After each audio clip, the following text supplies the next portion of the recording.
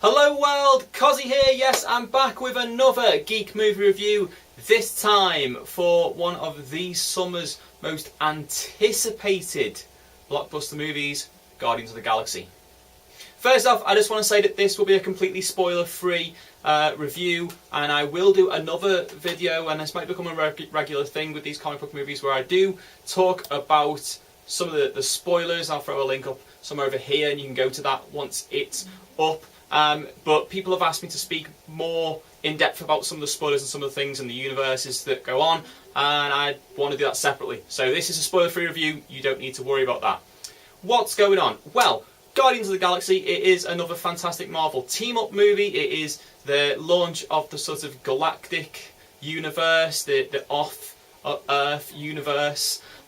You've got a number of different characters from different backgrounds who are brought together under strange circumstances to fight Ronan the Accuser, who was working for Thanos, who, if you saw the Avengers, was the character we saw at the very end of the Avengers.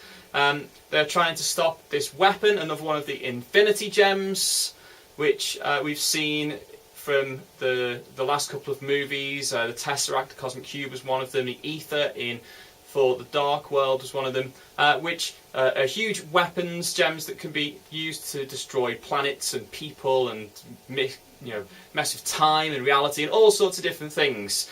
And these bunch of sort of misfit heroes come together under this human who was kidnapped in 1988 as a child, Peter Quill, Star-Lord, and eventually, by the end of the film, they're this team, the Guardian of the Galaxy. What do I think of the movie? Well, it's absolutely fantastic. All I can say is James Gunn has done a wonderful job with this movie.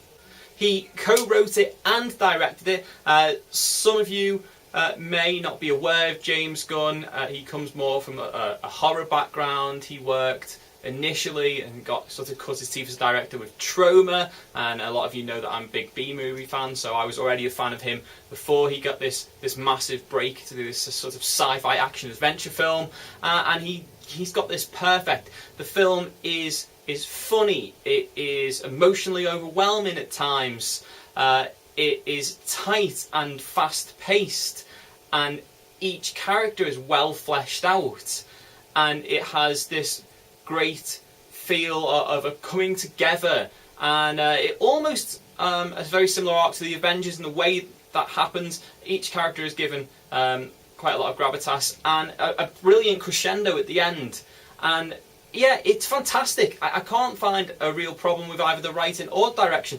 It's very funny, it's got lots of action, and everything is well explained. What's made even better is the fact that the casting is so perfect. There is not a single person out of place in this movie, and all credit to Marvel and to whoever was involved in the casting, because in particular Chris Pratt as Star-Lord is amazing, and I know a lot of people thought of him just as sort of a comedian, but he does this comedy action vibe perfectly. Was a bit like an Interstellar Indiana Jones, and there's some references to Indiana Jones in the movie, which is brilliant. Maybe even harking on the fact that that's what the vibe they're going for.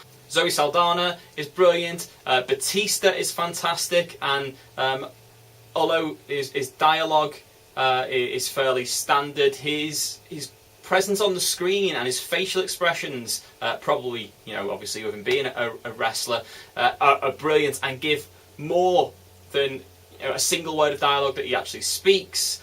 Vin Diesel, probably the only person in the world who could have done Groot the service that he does, and although a lot of people say Bradley Cooper as Rocket Raccoon, who is fantastic, stole the movie, for me it was very close between Rocket Raccoon and Groot, and Groot only says "I am Groot" in the entire thing and makes noises, but just steals the show. Fantastic. The CGI is amazing.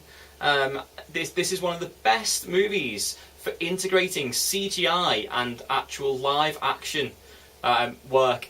It looks like the CGI is real and they're interacting with these real characters. It doesn't stand out as fake looking as some movies, and that helps you to get absorbed into this world. The suspension of disbelief, as I was talking about before, is really important, and it is brilliant.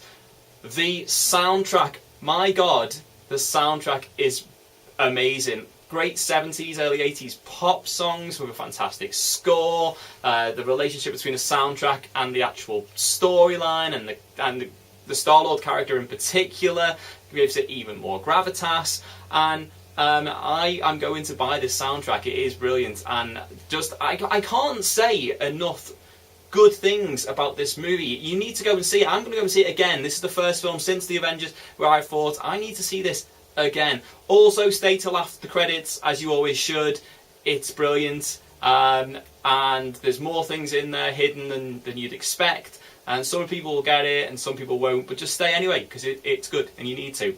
What are my overall thoughts on the movie? Well, it's fantastic. It's a comedy, action, sci-fi, adventure. It's colourful, it's loud, it bounces off the screen, it suspends your disbelief. It's the best film since the Avengers, and it might even, on a couple more watches, be better than the Avengers. Who knows? 5-star. Okay guys, as always, thanks for watching. Down there's the like button, you click on that, let me know you like this. As always, subscribe to the channel, share this video with all of your friends. In the description box below is a link to my Facebook, so you can go on there and find out what's going on with this channel. And until next time, au revoir.